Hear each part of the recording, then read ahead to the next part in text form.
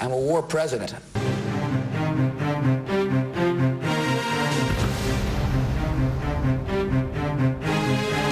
War on my mind.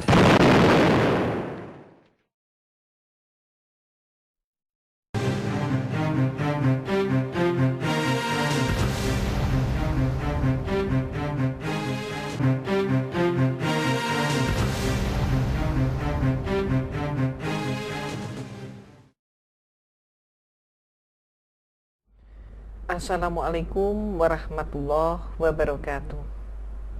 Ibu-ibu dan bapak-bapak yang dirahmati oleh Allah, alhamdulillah atas berkenan Allah semata, saat ini kita kembali berjumpa untuk melanjutkan kajian kita. Tema kita saat ini adalah, apakah ada di dalam kitab suci Al-Quran maupun Bible ayat-ayat yang mengajarkan tentang terorisme dan kekerasan. Namun, sebelum kita menyampaikan kajian ini, marilah kita terlebih dahulu mengucapkan puji dan syukur kehadirat Allah atas semua limpahan rahmat, hidayah, serta nikmat-nikmatnya. Alhamdulillahirrahman, alamal Qur'an, khalaqal insana alamahul bayan. Ashadu alla ilaha illallahul wahidul qahar, al-azizul ghafar, mukabirul laili alan nahar. Wa ashadu anna muhammadan abduhu wa rasuluh wa habibuhu wa khaliluh. Allahumma sholli ala sayyidil mursalin wa ala alihi wa sahbihi ajmain. Wa man tabi'ahum bi isanin illa yaumidin. Amma ba'd. Qala Allahu ta'ala fi kitabihil karim, a'udzu billahi minas syaitonir rajim. Bismillahirrahmanirrahim. Ya ayyuhalladzina amanu kunu qawwamina lillahi syuhada'a bil qis. Wala yajrimannakum syana'anu qaumin ala alla ta'dillu i'dilu huwa aqrabu littaqwa. Ibu-ibu dan bapak-bapak yang dirahmati Allah, mengapa topik ini kita bahas? Karena saat ini demikian banyak tuduhan-tuduhan tentang Islam. Islam diidentikan dengan teroris. Islam diidentikan dengan kekerasan. Islam bahkan juga ada suatu yang ditakut-takutkan oleh mereka apabila mereka menghadapi seseorang yang kemudian berpindah agama dari Kristiani menjadi Muslim, maka yang bersangkutan akan ditakut-takuti dengan mengatakan, Anda menjadi Muslim, Anda tahu Islam itu agama apa? Kalau Anda Muslim, maka Anda harus siap Anda menjadi melarat seperti orang-orang Muslim yang lain. Demikian pula ketika ada seorang istri yang suaminya menerima hidayah Allah dan menjadi seorang Muslim, maka si istri kemudian ditakut-takuti dengan menyatakan, awas, kalau suami Anda Islam, maka tidak lama lagi suami Anda akan kawin lagi. Itulah berbagai macam stigma yang mereka laksanakan terhadap Islam. Ibu dan bapak, ternyata label-label atau stigma itu tidak semakin berkurang ketika saya mengucapkan 2 kalimat syahadat pada tahun 1983. Ternyata pada masa-masa berikutnya sampai hari ini pun, dan terutama sekali puncaknya yaitu pada tahun 2001, tepatnya yaitu peristiwa pengeboman BTC 11 September 2001. Sejak saat itu genaplah tuduhan terhadap umat Islam dan agama Islam. Islam dilabel dengan teroris.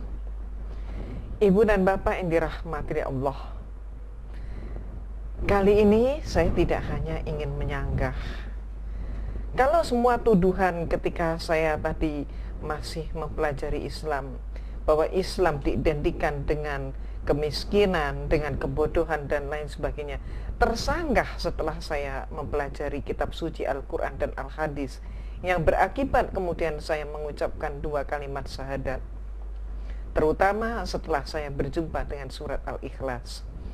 Tapi kali ini saya tidak hanya sekedar menyanggah, saya ingin mengajak ibu bapak seluruhnya, marilah kita bersama-sama, kita telaah, kita buktikan apakah benar Islam itu teroris. Apakah benar ayat-ayat Al-Quran mengajarkan kekerasan, atau siapakah teroris sebenarnya? Dan bagaimana isi daripada kitab suci Al-Quran? Yang saya kenal, Islam adalah agama rahmatan lil alamin.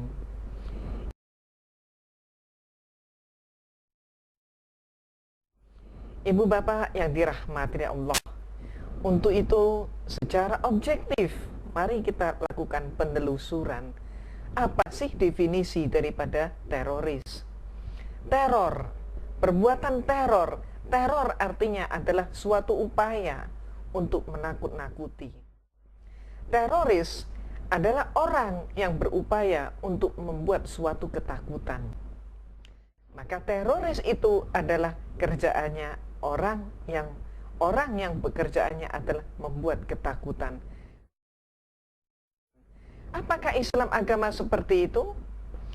Ibu dan bapak yang dirahmati Allah, coba kita masuk dalam suatu rangkaian peristiwa.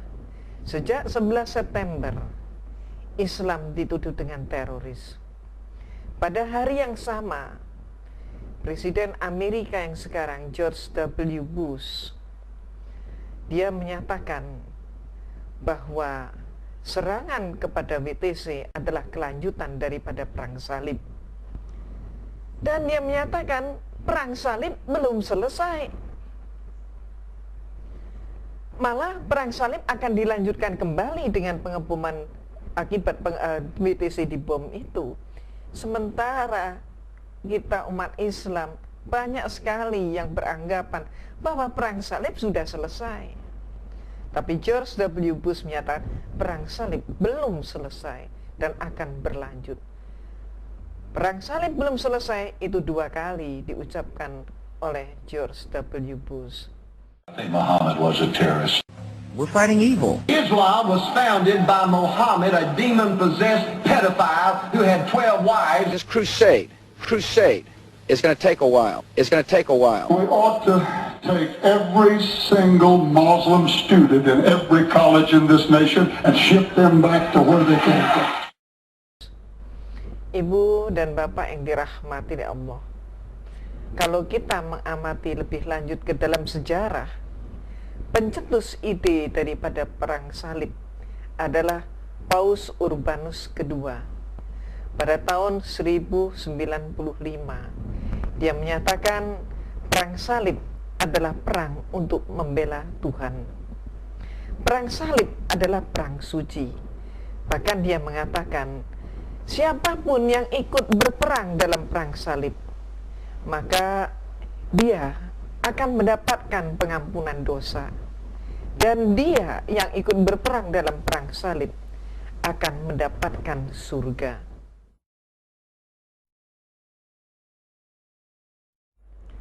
Setelah tragedi WTC dengan pemikiran George W. Bush untuk perang salib, apa berikutnya yang terjadi? Yang bersangkutan menyatakan dia diperintah oleh Tuhan untuk menyerang Afghanistan. Maka menyeranglah dia ke Afghanistan. Dan setelah itu dia pun menyerang ke Irak. Hal ini diceritakan oleh Nabil Saad kepada BBC dalam sebuah pertemuan dengan pimpinan Palestina Mahmud Abbas yang didampingi oleh Menteri Luar Negeri Nabil Saad. Peristiwa ini terjadi di bulan Juni tahun 2003. Dinyatakan oleh Nabil Saad, George W. Bush menyatakan, saya menjalankan misi dari Tuhan. Tuhan berkata pada saya, George, pergi dan perangi teroris-teroris di Afghanistan. Dan saya lakukan. Kemudian Tuhan berkata lagi, George, pergi dan habisi tirani Saddam Hussein di Irak. Dan saya lakukan. Dan sekarang, sekali lagi wahyu Tuhan datang kepada saya. Pergi dan beri orang-orang Palestina kedaulatan, dan beri orang-orang Israel keamanan, wujudkan keamanan di Timur Tengah. Dan atas nama Tuhan, saya akan lakukan itu. Demikian kalimat yang dikeluarkan oleh George W. Bush. Ibu dan Bapak yang dirahmati Allah, akibat daripada serangkaian peristiwa itu, maka bermunculanlah tempat-tempat yang sangat mengerikan. Penjara-penjara, yang menyimpan, merekam dengan bisu berbagai macam perbuatan biadab. Sementara mereka yang mengagung-agungkan hak asasi manusia, mereka yang selalu berdalih demokrasi, tapi apa sebenarnya mereka lakukan di Guantanamo, di Abu Ghraib, di Jericho? Ibu dan Bapak, di luar dugaan kita, banyak peristiwa yang terjadi di sana.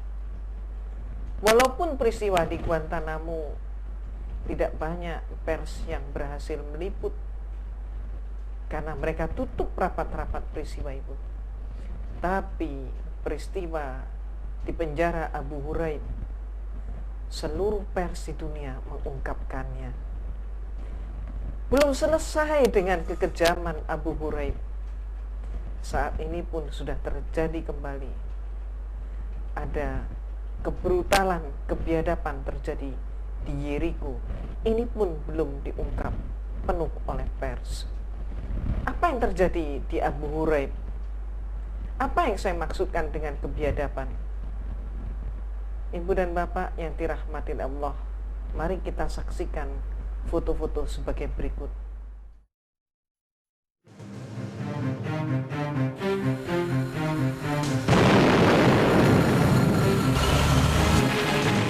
Pendudukan Amerika Serikat kepada Irak merupakan suatu kejahatan yang sangat menyeramkan.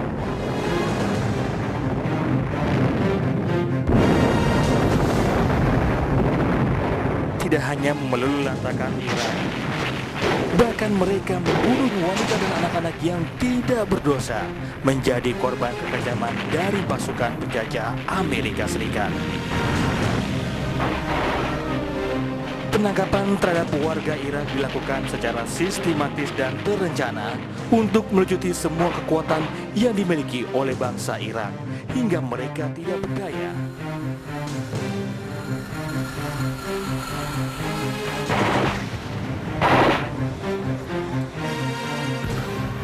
Yang lebih menyedihkan, penangkapan itu dibantu oleh sejumlah pasukan polisi Irak yang merupakan bodyguard dari tentara Amerika Serikat.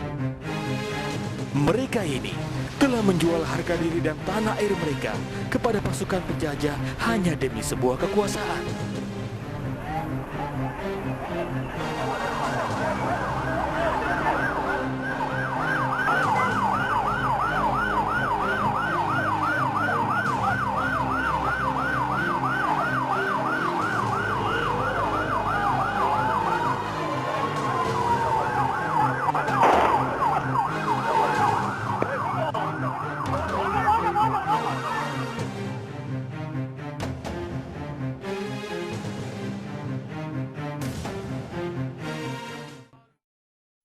Watch out. You better not cry.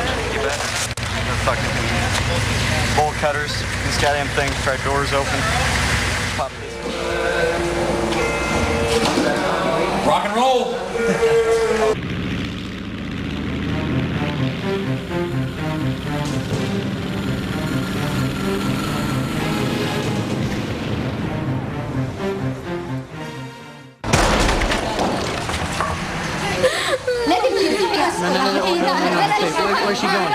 in the house? Is he in the house? Passarelli. He is. He is in the house. Where? Did he not bring him out?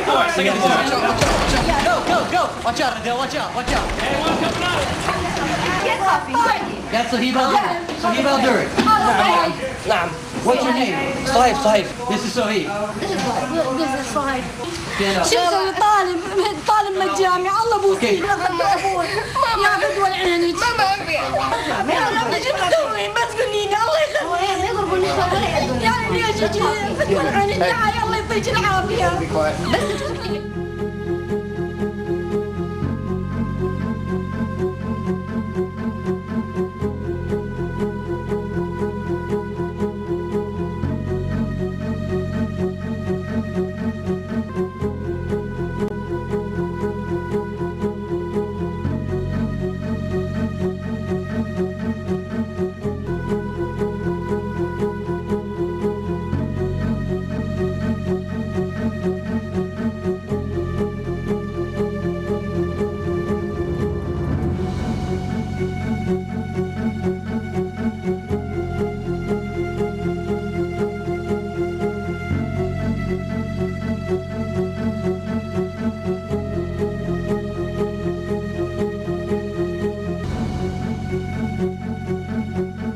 Perlakuan tentara Amerika Serikat terhadap para tawanan Irak sangatlah tidak berperi kemanusiaan.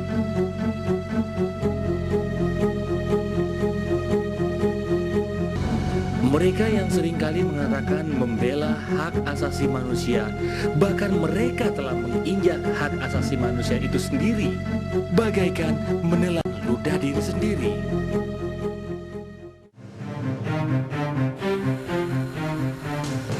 Apa yang telah terjadi di penjara Abu Ghraib merupakan sebuah tragedi kemanusiaan yang telah menunjukkan betapa kejinya perilaku tentara Amerika itu.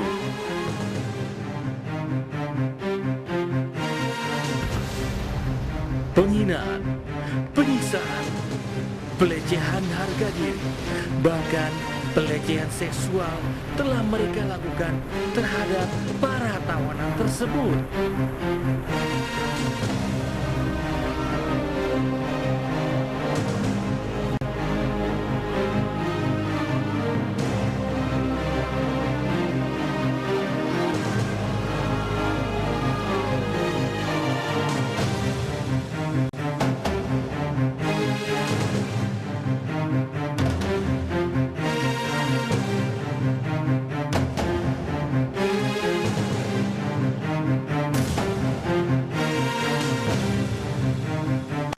Tragedi Abu Ghraib bukanlah satu hal yang tidak disengaja. Namun, tragedi itu sebuah skenario yang memang mereka telah ciptakan untuk memancing kemarahan umat Islam di belahan dunia manapun.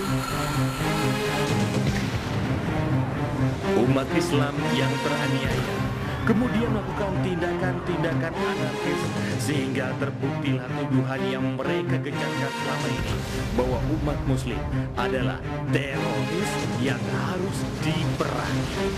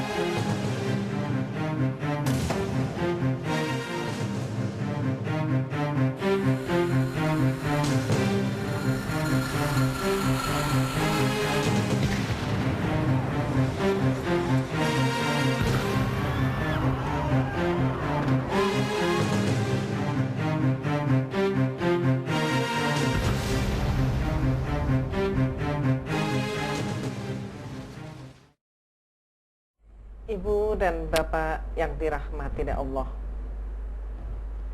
apakah hanya itu kekejaman dan kebiadaban yang diberlakukan terhadap umat Islam? Ternyata tidak. Coba kita amati, apa dampak daripada mereka, Amerika, menghancurkan Irak. Ternyata yang menderita, yang terbunuh, yang hancur, termasuk penduduk sipil, termasuk anak-anak. Siapapun dari kita yang mempunyai keturunan, siapapun dari kita yang mempunyai anak-anak, menyadari bahwa mereka adalah juga anak-anak kita. Apa yang terjadi? Kita saksikan foto-foto sebagai berikut.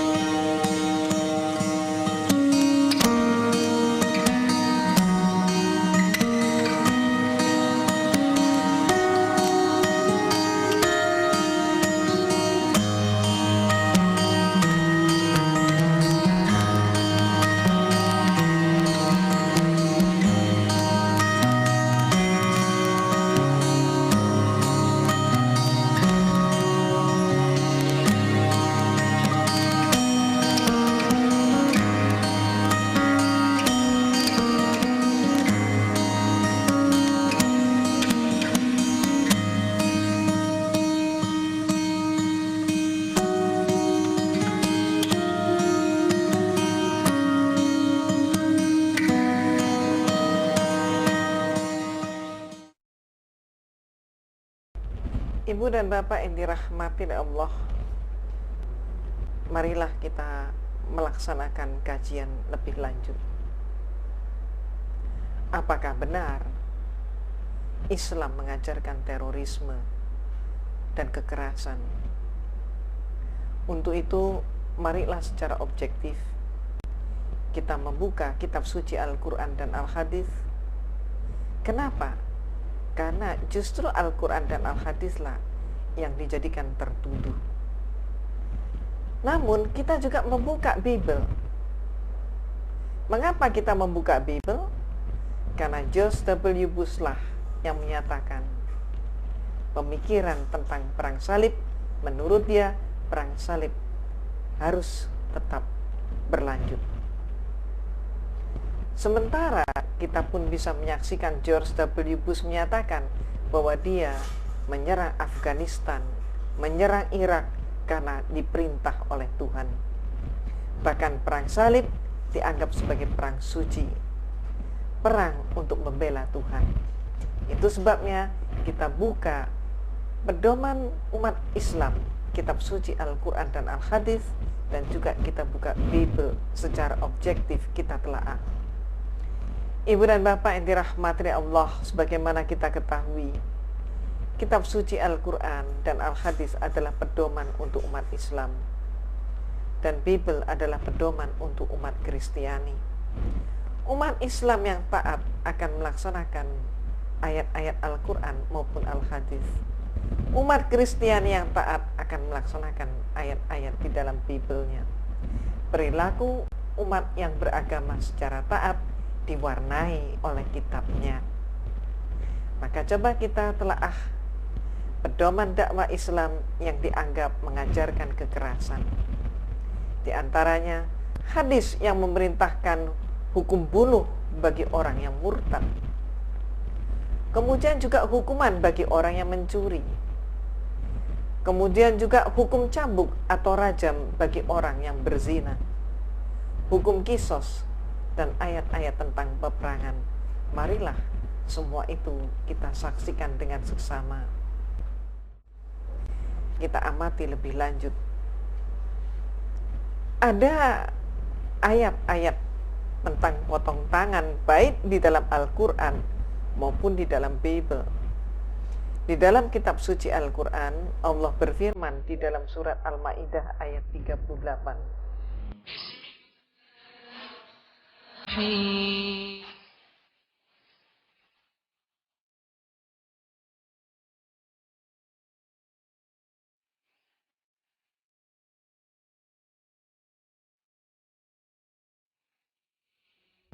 yang artinya laki-laki yang mencuri dan perempuan yang mencuri, potonglah tangan keduanya sebagai pembalasan bagi apa yang mereka kerjakan dan sebagai siksaan dari Allah.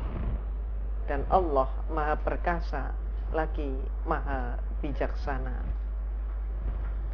Sedangkan ayat di dalam Bible yaitu Markus pasal 9 ayat 43 dan ayat 45. Bunyinya, dan jika tanganmu menyesatkan engkau, penggalah, karena lebih baik engkau masuk ke dalam hidup dengan tangan kudung daripada dengan utuh kedua tanganmu dibuang ke dalam neraka, ke dalam api yang tak terpadamkan. Dan jika kakimu menyesatkan engkau, penggalah, karena lebih baik engkau masuk ke dalam hidup dengan timpang daripada dengan utuh kedua kakimu dicampakkan ke dalam neraka. Setelah kita saksikan ayat Bible maupun ayat-ayat Al-Quran, sementara banyak tuduhan bahwa Islam adalah agama yang mengajarkan kekejaman karena ada perintah memotong tangan bagi pencuri. Tapi ternyata di dalam Bible pun ada ayat untuk memotong tangan, memotong kaki. Namun permasalahannya, mengapa ayat di dalam kitab suci Al-Quran bisa dilaksanakan, sementara ayat dalam Bible walaupun ada ayatnya memotong tangan dan memotong kaki, bahkan mencungkil mata, itu tidak bisa mereka laksanakan. Barangkali tidak ada yang mau melaksanakan. Mengapa? Karena perangkat hukumnya tidak jelas. Kitab suci Al-Quran adalah kitab yang sempurna. Ibu dan bapak yang dirahmati Allah, demikian pula menghukum dengan cambuk dan rajam ada di dalam kitab suci Al-Quran dan ada pula di dalam Bible. Di dalam kitab suci Al-Quran kita bisa saksikan di dalam surat An-Nur ayat 2. Ayat inilah Allah berfirman, Bismillahirrahmanirrahim. الزانية والزاني فاجلدوا كل واحد منهما 100 جلدة ولا تأخذكم بهما رأفة في دين الله إن كنتم تؤمنون بالله واليوم الآخر وليشهد عذابهما طائفة من المؤمنين. Yang artinya perempuan yang berzina dan laki-laki yang berzina, maka cambuklah tiap-tiap seorang dari keduanya 100 kali dera. Dan janganlah belas kasihan kepada keduanya, mencegah kamu untuk menjalankan agama Allah. Jika kamu beriman kepada Allah dan hari akhirat, dan hendaklah pelaksanaan hukuman mereka disaksikan oleh sekumpulan orang-orang yang beriman. Bible pun berbicara tentang rajam. Hal ini dimuat dalam Imamat pasal 20 ayat 27. Apabila seorang laki-laki atau perempuan dirasuk arwah atau roh peramal, pastilah mereka dihukum mati, yakni mereka harus dilontari dengan batu dan darah mereka tertimpa kepada mereka sendiri. Ibu dan bapak yang dirahmati Allah, banyak sekali tuduhan Islam agama yang kejam yang memakai hukum rajam. Ternyata hukum rajam pun ada di dalam Bible. Sementara demikian pula dengan hukuman bunuh bagi orang murtad. Di dalam Bible pun ada, yaitu dalam kitab Keluaran pasal 22 ayat 20. Ayat ini akan digunakan apabila mereka sudah mencapai mayoritas, ataukah juga dalam perang salib dan sejenisnya ayat itu dipakai. Di dalam kitab Keluaran pasal 22 ayat 20 dinyatakan, siapa yang mempersembahkan korban bagi Allah kecuali kepada Tuhan sendiri, haruslah ia ditumpas.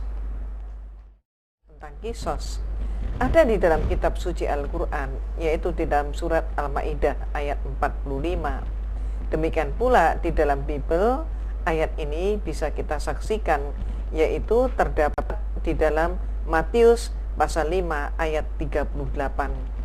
Namun sesudah Matius pasal 5 ayat 38, mereka kemudian menambahkan ayat-ayat yang bertentangan dengan kisos, sehingga ayat tentang kisos pun tidak pernah mereka laksanakan. Tentang hukum kisos, mari kita saksikan di dalam surat Al-Ma'idah ayat 45.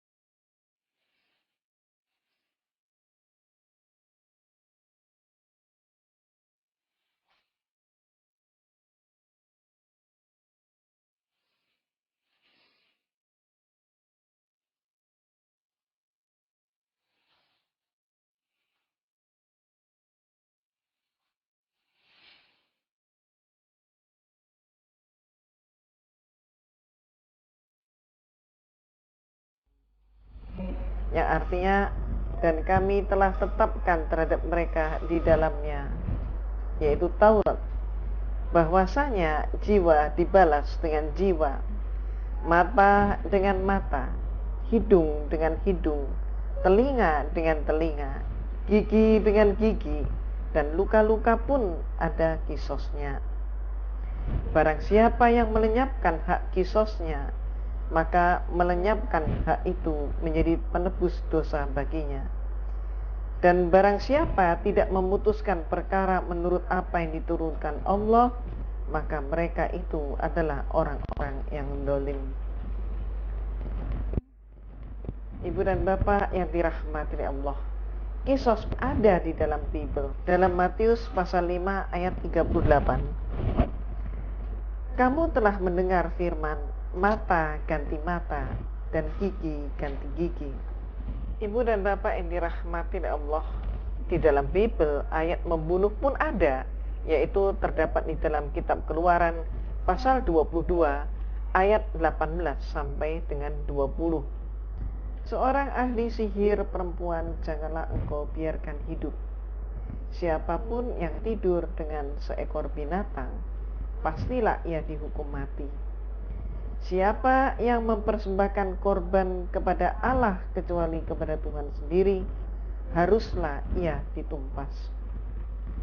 Haruslah kamu pelihara hari Sabat, sebab itulah hari kudus bagimu. Siapa yang melanggar kekudusan hari Sabat itu, pastilah ia dihukum mati. Sebab setiap orang yang melakukan pekerjaan pada hari itu, orang itu harus dilenyapkan dari antara bangsanya. Berkatalah ia kepada mereka, beginilah firman Tuhan Allah Israel.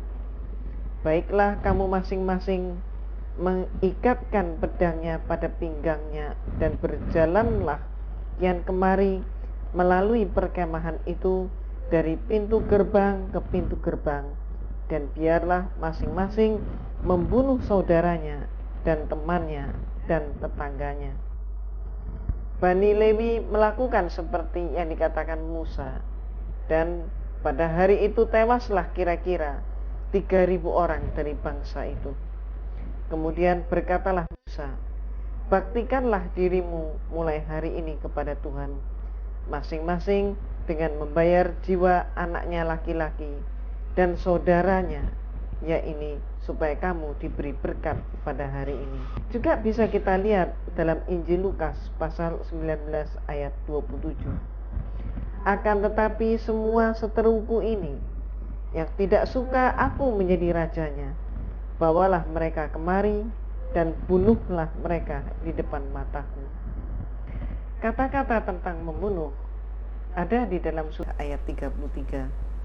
Bismillahirrahmanirrahim.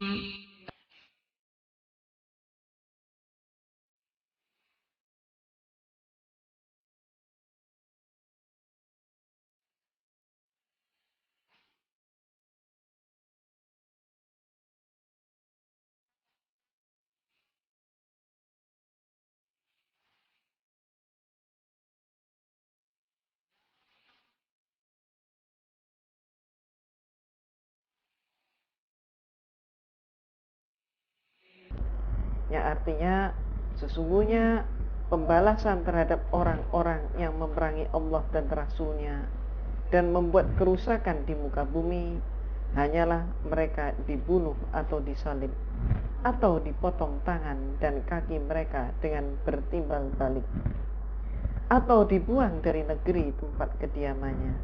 Yang demikian itu sebagai suatu penghinaan untuk mereka di dunia, dan di akhirat mereka beroleh siksaan yang besar.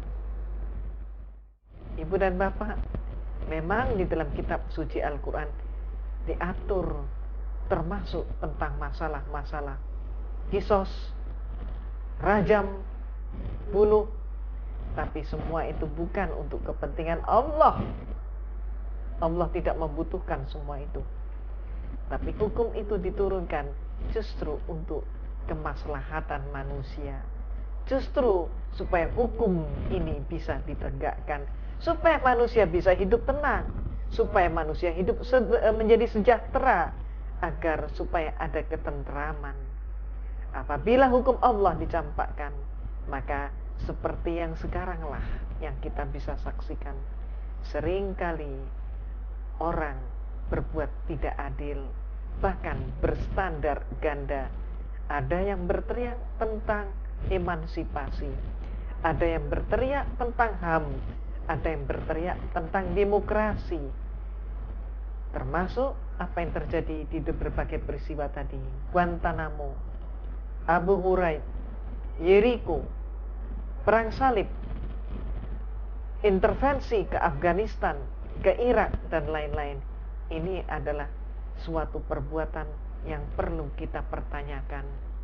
Mengapa yang tertuduh justru Islam? Ternyata kita ungkap, Islam bukan teroris. Islam adalah agama rahmatan lil alamin. Berbahagialah kita yang oleh Allah diberi nikmat iman dan nikmat Islam. Satu permasalahan kita sekarang, marilah kita sama-sama mengamalkan ayat Allah. Katakan, yang hak itu hak, yang batil itu batil. Karena ayat Allah inilah, maka kajian ini kita laksanakan. Ibu dan Bapak yang dirahmati Allah, mari kita lanjutkan lagi kajian kita.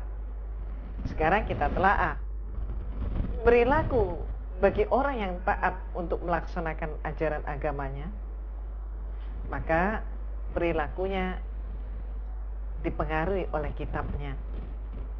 Kitab suci Al-Quran memerintahkan agar supaya umat Islam untuk berbuat adil. Dan hal ini bisa kita lihat firman Allah dalam surat Al-Maidah ayat 32 pada ayat yang ke-8. Bismillahirrahmanirrahim.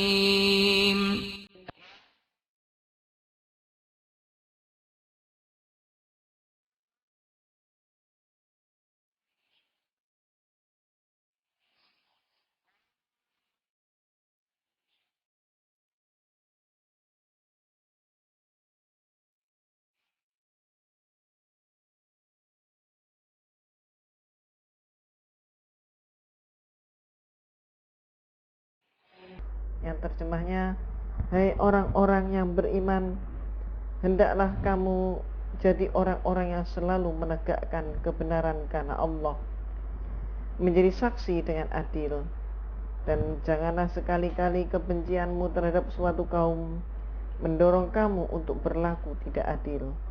Berlaku adillah, karena adil itu lebih dekat kepada takwa. Firman Allah dalam surah Al-Maidah ayat 32. Bismillahirrahmanirrahim.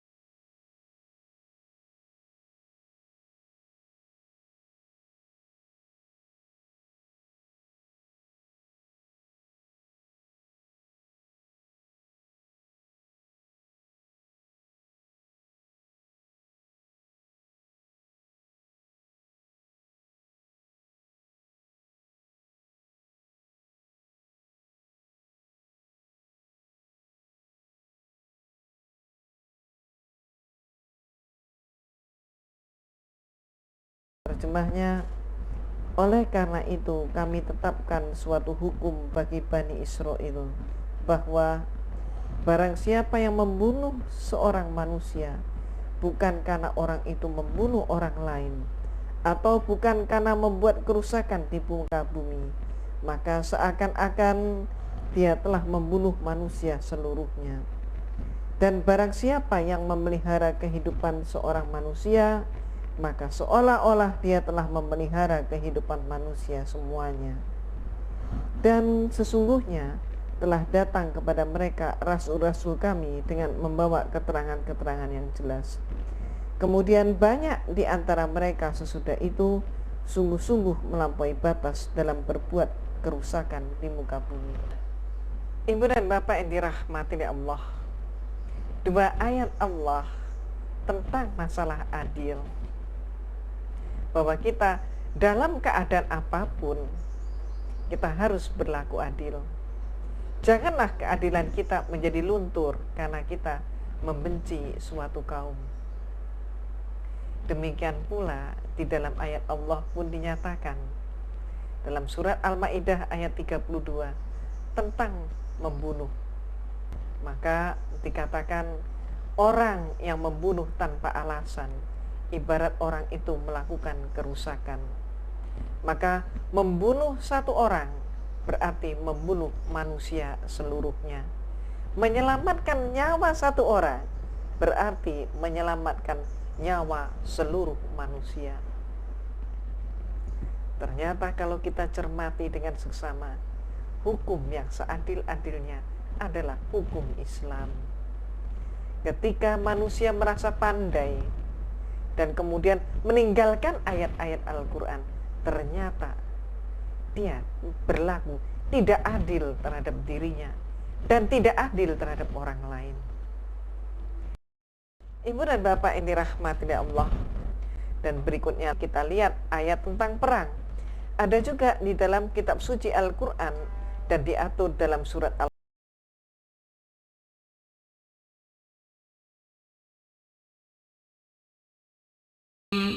أذن للذين يقاتلون بأنهم ظلموا وإن الله على نصرهم لقدير.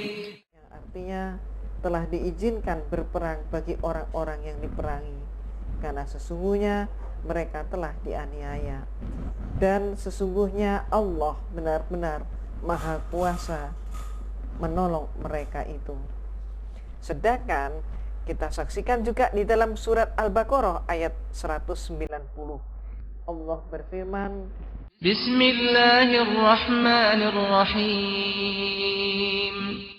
وَقَاتِلُوا فِي سَبِيلِ اللَّهِ الَّذِينَ يُقَاتِلُونَكُمْ وَلَا تَعْتَدُوا إِنَّ اللَّهَ لَا يُحِبُّ الْمُعْتَدِينَ.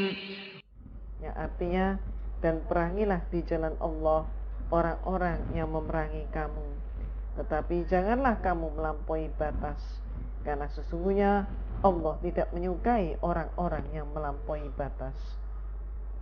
Ibu dan Bapak yang dirahmati oleh Allah, kemudian bisa kita saksikan tentang hukum perang, sebagaimana wasiat Rasulullah SAW kepada Sa'id bin Haritsah yang akan memimpin pasukan Muslim.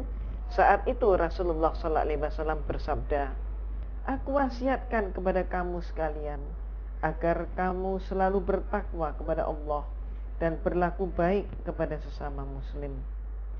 Perangilah dengan nama Allah, di jalan Allah mereka ingkar kepada Allah, dan jangan kamu berkhianat, jangan kamu berlaku kejam, dan janganlah kamu membunuh anak kecil, wanita maupun orang tua renta.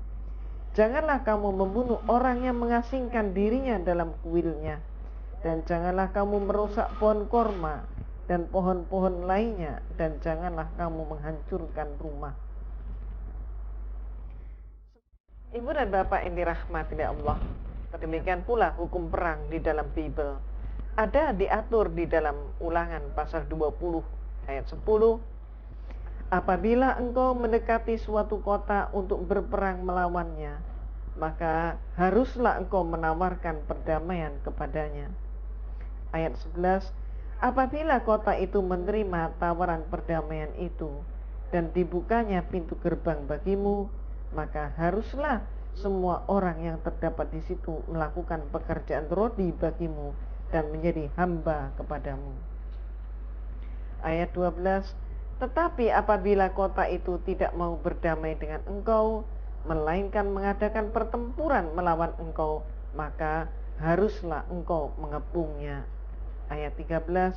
Dan setelah Tuhan Allahmu menyerahkannya ke dalam tanganmu, maka haruslah engkau membunuh seluruh penduduknya yang laki-laki dengan mata pedang. Ayat 15. Demikianlah harus kau lakukan terhadap segala kota yang sangat jauh letaknya dari tempatmu, yang tidak termasuk kota-kota bangsa-bangsa di sini. Ayat 16. Tetapi dari kota-kota bangsa-bangsa itu yang diberikan Tuhan Allahmu kepadamu menjadi milik pusakamu, janganlah kau biarkan hidup apapun yang bernafas. Ibu dan Bapak yang dirahmati Allah, ternyata di dalam Bible pun ada ayat perintah untuk memperkosa. Ibu dan Bapak bisa lihat sendiri di dalam kitab Bilangan pasal 31 ayat 17. Maka sekarang bunuhlah semua laki-laki di antara anak-anak mereka, dan juga semua perempuan yang pernah bersetubuh dengan laki-laki haruslah kamu bunuh. Ayat 18. Tetapi semua orang muda di antara perempuan yang belum pernah bersetubuh dengan laki-laki haruslah kamu biarkan hidup bagimu. Tentang pembunuhan massal juga terdapat di dalam kitab pertama Samuel pasal 15 ayat 3. Jadi pergilah sekarang, kalahkanlah orang Amalek, tumpaslah segala yang ada padanya, dan janganlah ada belas kasihan kepadanya. Bunuhlah semuanya, laki-laki maupun perempuan, kanak-kanak maupun anak-anak yang menyusu, lembu maupun domba, onta maupun keledai. Demikian pula sangat mengejutkan bagi yang tidak mengetahui, ternyata di dalam Bible pun ada ayat perintah mutilasi. Hal ini tercantum dalam kitab Hakim-Hakim pasal 19 ayat 29. Sesampainya di rumah, diambilnyalah pisau, dipegangnyalah mayat gundiknya, dipotong-potongnya menurut tulang-tulangnya menjadi 12 potongan, lalu dikirimnya ke seluruh daerah orang Israel. Demikian pula untuk perintah untuk menghancurkan tempat peribadatan, ternyata ada di dalam Bible, yaitu dalam Ulangan pasal 12 ayat yang kedua. Kamu harus memusnahkan sama sekali segala tempat di mana bangsa-bangsa yang daerahnya kamu duduki itu beribadah kepada Allah mereka, yakni di gunung-gunung yang tinggi, di bukit-bukit, dan di bawah setiap pohon yang rimbun. Juga ada ayat tentang terorisme, ayat yang menakutkan dalam Mazmur pasal 68 ayat 22. Tuhan telah berfirman, dari Basan akan kubawa kembali dari tempat yang dalam. Ayat 24, supaya kamu membasuh kakimu dalam darah, dan lidah anjing-anjingmu mendapat bagiannya daripada musuh. Ibu dan Bapak yang dirahmati oleh Allah, selain ayat-ayat tadi, ternyata juga terdapat ayat-ayat tentang terorisme di dalam Bible. Dalam Mazmur pasal 68 ayat 22 dinyatakan, sesungguhnya Allah meremukkan kepala musuhnya, tempurung kepala yang berambut dari orang-orang yang tetap hidup dalam kesalahan-kesalahannya. Dalam Yosua pasal 6 ayat 21 dinyatakan, mereka menumpas dengan mata pedang segala sesuatu yang di dalam kota itu, baik laki-laki maupun perempuan, baik tua maupun muda, sampai kepada lembu, domba, dan keledai. Bahkan ada juga ayat perintah membasuh kaki dengan darah. Ini tercantum dalam Mazmur pasal 58 ayat 11. Orang benar itu akan bersukacita, sebab ia memandang pembalasan. Ia akan membasuh kakinya dalam darah orang fasik. Ibu dan Bapak yang dirahmati oleh Allah, dengan pemaparan-pemaparan tadi, dengan pengungkapan data-data, marilah kemudian kita simpulkan tema kita. Apa pelajaran yang bisa kita ambil hikmah ketika Islam dituduh sebagai teroris? Ketika ajaran agama Islam dianggap sebagai biang daripada segala macam bentuk kekerasan, marilah kita kembali kepada Iqra. Iqra bismi rabbikal ladzi khalaq. Ayat Allah yang pertama kali turun ini, Iqra, bacalah. Bukan hanya kita diperintah oleh Allah untuk membaca huruf, tapi juga Iqra adalah mencermati keadaan. Dengan mencermati keadaan, hendaklah jangan sampai kita menjadi lengah, jangan sampai kita menjadi golongan yang lalai, jangan sampai kita menjadi golongan orang yang merugi, jangan sampai kita menjadi orang yang dolim. Untuk itu, marilah kita bersama-sama mencermati keadaan dengan seksama. Juga termasuk terhadap tuduhan-tuduhan bahwa Islam adalah teroris. Dengan memperbandingkan ayat-ayat tadi, maka siapakah teroris yang sesungguhnya? Apakah Islam? Ibu dan Bapak, beruntunglah kita yang oleh Allah dijadikan sebagai khairu ummah, sebaik-baiknya umat. Oleh Allah kita telah diberi anugerah yang paling mulia, nikmat iman dan nikmat Islam, nikmat yang tidak ada bandingnya di dunia ini. Kenikmatan yang sempurna telah dianugerahkan kepada kita. Dan janji Allah, wa makaru wa makarallah wallahu khairul makirin. Orang-orang kafir itu membuat tipu daya, dan Allah membalas tipu daya mereka itu. Dan Allah sebaik-baik membalas tipu daya.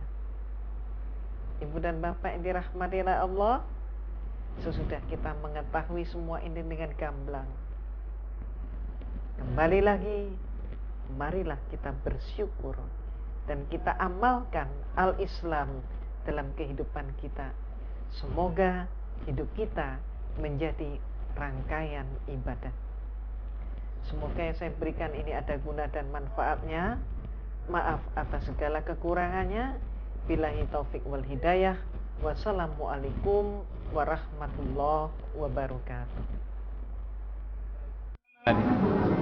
Ya, terima kasih.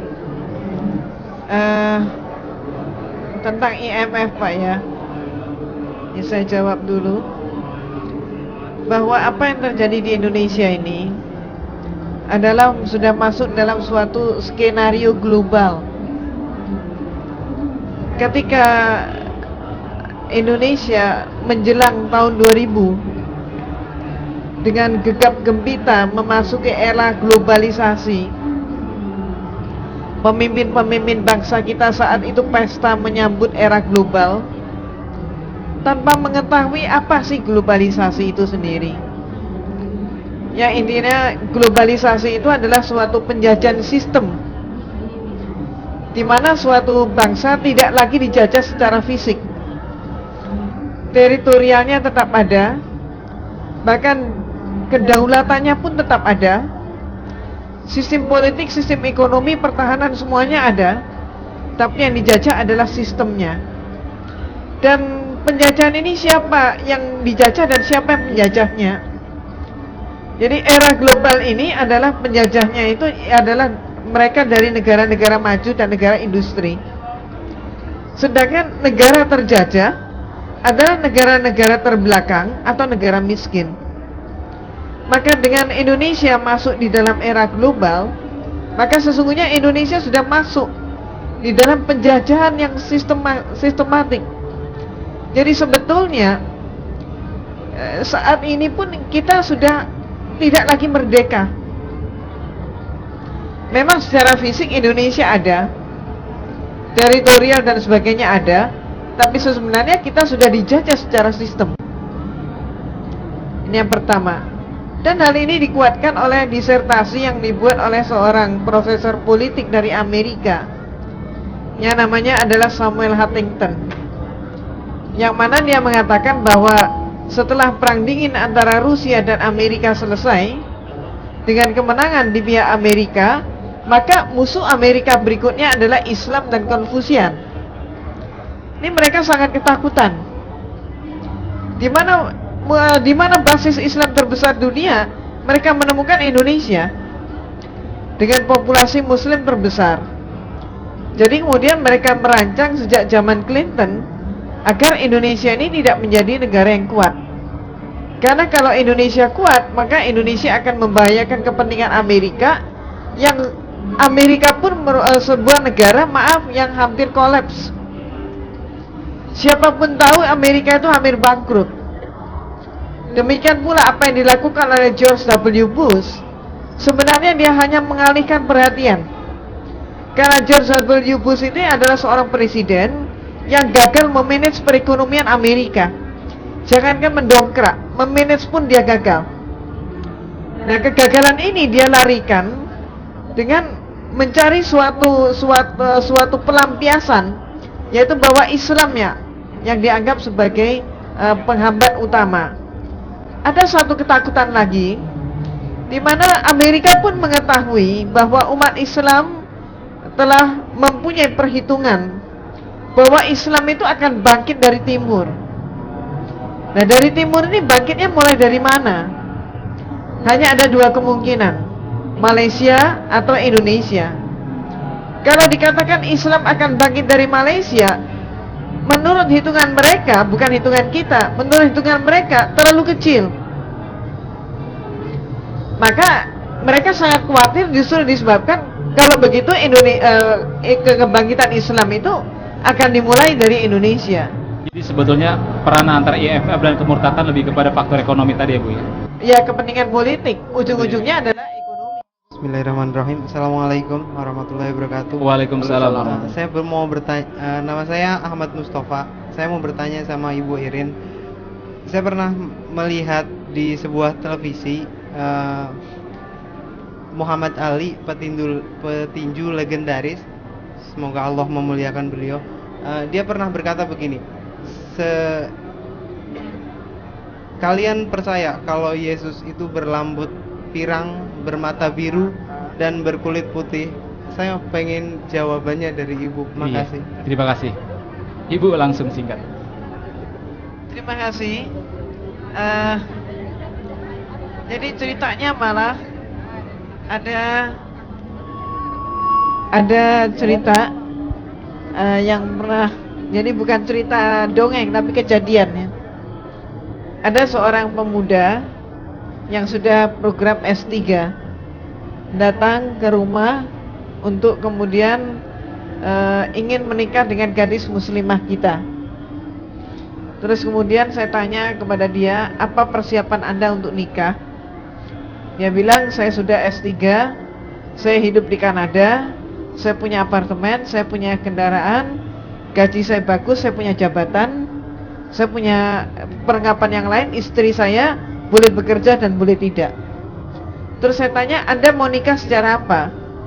Dia bilang, saya mau nikah secara Katolik tapi pastor tidak setuju. Karenanya saya setujui nikah secara Islam. Terus saya tanya, Anda tahu apa artinya nikah secara Islam? Dia bilang, iya, dicatatkan aja di KUA. Dia bilang.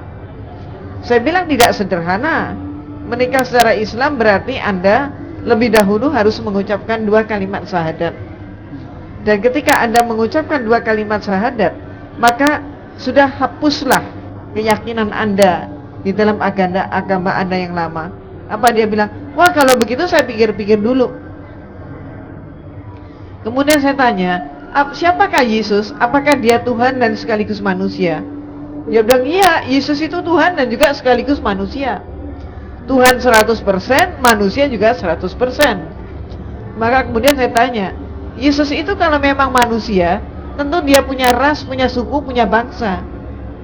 Maka Yesus ini bangsa apa dia? Kaget dia bilang, seumur-umur ini saya baru 1 kali ini ditanya Yesus bangsa apa. Saya bilang, lah ini kan pertanyaan yang penting. Terus saya bilang, apakah mungkin Yesus orang Eropa? Nah ini merupakan satu gambaran umum orang-orang Kristen yang menyangka bahwa Yesus adalah Europe, Yesus adalah Eropa.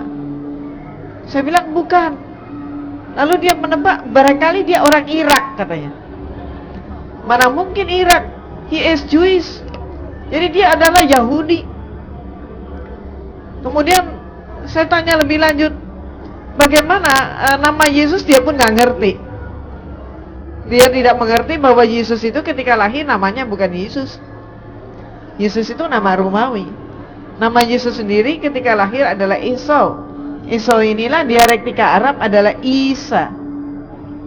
Nah, demikian pula ada juga anak yang lain yang kemudian karena pacarnya dia menjadi Kristen, dibawa ke tempat saya dan kemudian saya tanya, kenapa Anda jadi Kristen? Dia bilang, saya jadi Kristen karena sudah melihat Yesus. Terus saya tanya, Yesusnya kayak apa? Ya itu seperti yang digambar-gambar. Jadi hidungnya mancung, matanya biru, gitu kan? Rambutnya pirang, begitu kan? Kulitnya putih. Apa yang terjadi? Pak Sanihud juga menyatakan, menurut ahli arkeologi, Yesus itu ternyata nggak seperti itu. Nah, inilah gambar Yesus. Rambut keriting. Rambut keriting kaget. Hidung tomat. Hidungnya tomat. Matanya bulat dan hitam. Jadi nggak sama dengan yang digambar-gambar. Saya pernah menyatakan kepada si anak yang masuk Kristen, saya tanya begini, Anda pernah datang ke Muntilan? Dia bilang pernah. Terus saya tanya, patung Yesus Maria di Muntilan gimana? Karena patung Yesus dan Maria di Muntilan, Marianya itu pakai konde dan pakai kain kebaya. Warna kulitnya sawo mateng. Terus kemudian saya tanya lagi, Anda pernah tahu Yesus Maria di Jepang? Yesus Maria di Jepang itu kulitnya kuning, matanya sipit. Pakai kimono memang. Terus saya tanya lagi, bagaimana kalau Yesus Maria di India? Ya pakai pakaian orang India, pakai sari. Maka bagaimana kalau Afrika? Malah saya punya foto Yesus Eropa itu jongkok Yesusnya, dan rambutnya keriting kaget. Jadi itulah yang terjadi. Jadi siapa yang dia lihat itu? Siapa yang dia lihat oleh anak itu? Hanya ada 2 kemungkinan, halusinasi atau kedua adalah setan. Baik. Jadi terima kasih. kalau pemurtadan secara struktural itu memang kan realita yang kita lihat kan, ya. Jadi memang betul-betul pemurtadan itu sistematis, struktural dan sebagainya dilaksanakan, dan itu betul-betul mendunia. Karena apa? Karena itu perintah, ya. Jadi karena perintah ini adalah perintah untuk mengkristenkan seluruh dunia, sehingga segala macam sistem, segala macam pola dan sebagainya itu diterapkan. Dan inilah yang kita harus. Nah, yang celakanya kita umat Islam itu umumnya mengabaikan. Kita sudah di tepi jurang, kita masih kipas. Naudzubillah. Ya. Sekarang kita terancam, ya. Spanyol 800 tahun Islam berjaya, ya kan? Dakwah tidak berjalan, jihad tidak berjalan, hancur. Dan sekarang tinggal bisa menangis umat Islam. Keluar.